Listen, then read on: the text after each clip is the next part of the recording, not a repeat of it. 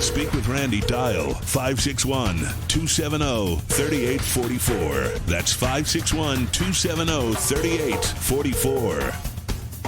DeSantis has staked his political future on a bid to block an advanced placement course in African American studies, saying it lacks educational value. It's that fight, which DeSantis started, that has brought protesters, clergy, political and civil rights leaders to Tallahassee, to the shadow of the old Capitol building that once served as Florida's seat of Confederate secession.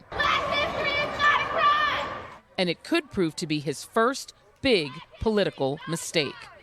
Fighting to kill wokeness, only to wake up thousands in his state to fight back. Their message to the governor: keep your political agenda out of our schools. So how can you stand and try to rewrite history for a race of individuals that you are not even a part of? Really, you just don't want to talk about the tough parts of history? I mean, that's cowardice. History is a beautiful, ugly story, and you got to embrace all of it. Black history does not make anybody uncomfortable. Racism makes people uncomfortable.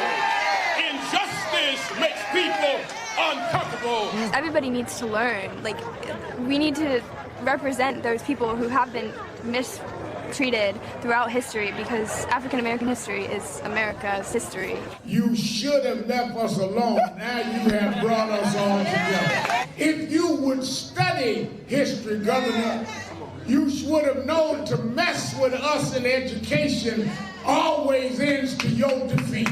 I heard you say that Florida is the state where woke comes to die. We came to tell you, Governor, you just resurrected woke with more power than it has ever had. Thank you for trying to kill it, because now God is going to resurrect it. I think he screwed up. I think he did. I think DeSantis screwed up really, really badly. People are just so offended at making education, certain education, criminal.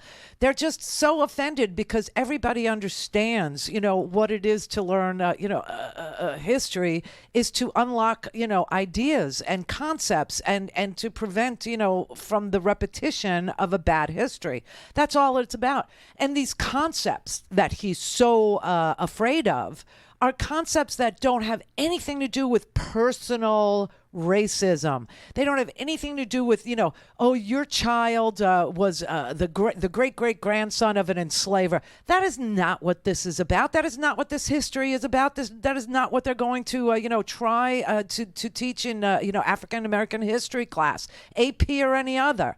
You know what?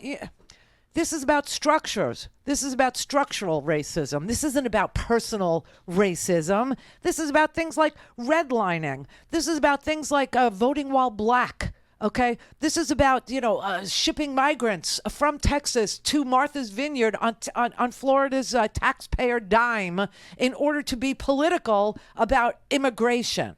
Okay, this is about structures. It's not about people. It's not about, a person is going to feel guilty about their heritage, several centuries later. No, that is not what this is. This is the authors that he's trying to ban have written about very specific concepts, very specific histories, very specific things like redlining and banking. Redlining and banking that was designed as a structural inhibition to, buying homes to create black wealth. I mean, the idea that, Black Wall Street was burnt down is something that, wouldn't make me feel bad when I learned about it. I didn't feel bad. I didn't say, oh, my God, I'm white and I was part. No, I said, oh, my God. Oh, my God, the structures in this country that enabled people to, take wealth away have got to be defeated. Certain groups are at an intersection of multiple oppressions. For example, if somebody is a black woman, she is at the intersection of two discriminatory oppressions, like she's black, but she's also a woman. So it's race and gender. Now add to it that she's gay. So now she's being discriminated against for 3 things that she has no control over: her gender, her race, and her sexual orientation. Okay, what if she is a gay, black, female Muslim? You see, that's what intersectionality is. Rhonda in Erie explained it really well the other day so that even I could understand it. Hopefully you can too.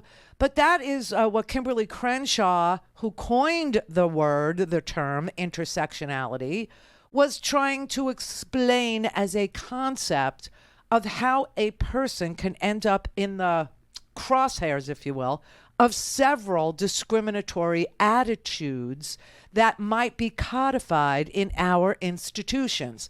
For instance, women are losing their rights to make medical decisions. For instance, Donald Trump stood on a stage and said he was going to do a Muslim ban. For instance, gay marriage is under attack. We had to actually codify that into law. Interracial marriage is under attack. We had to codify that into law. Okay? You understand what I'm saying?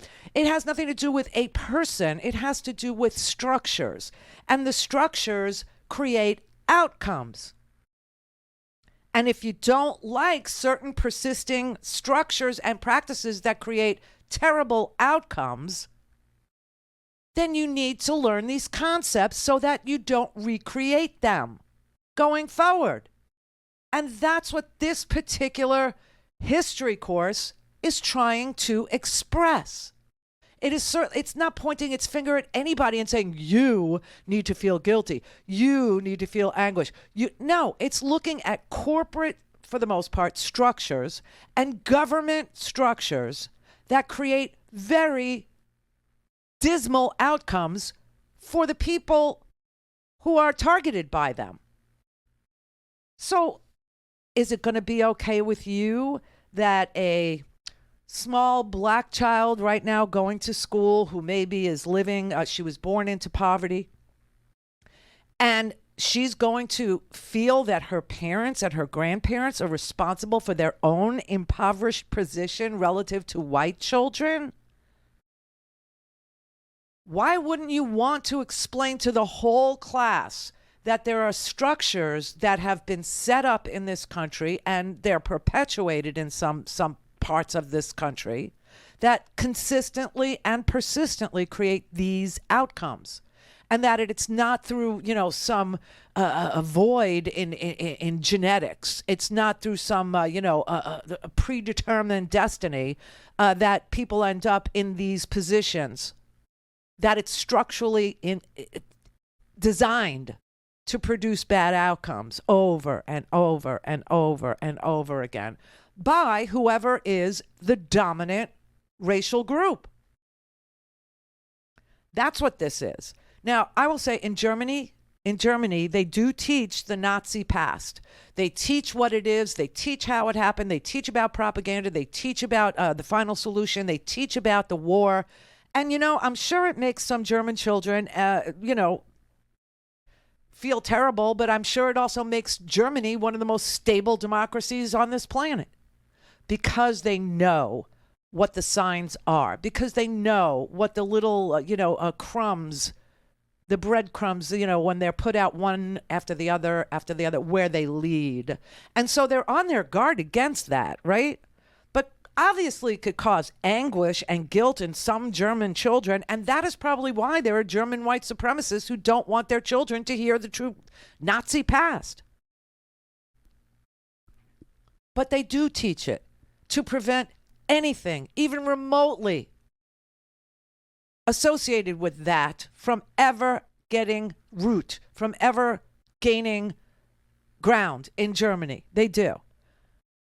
They don't ban the idea of what happened. That's indoctrination. Indoctrination is when you ban ideas. When you tell somebody that your way of doing things is the only way of doing things. You are indoctrinating them.